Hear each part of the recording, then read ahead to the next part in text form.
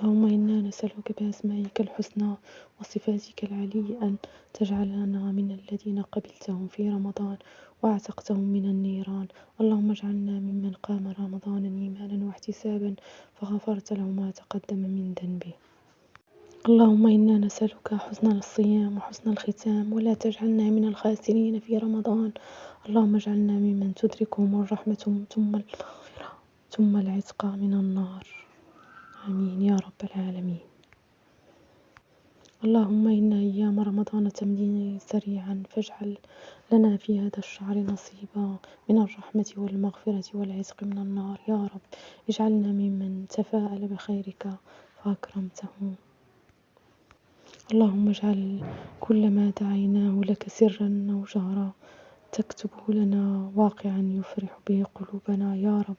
ارزقنا ووالدينا وأحبتنا وجميع المسلمين جنة الفردوس الأعلى. إخوتي وأحبتي، في هذا الشهر الفضيل أكثروا من الصلاة وأكثروا من قراءة القرآن والتسبيح والدعاء. كل شيء هو الدعاء. أكثروا من الدعاء.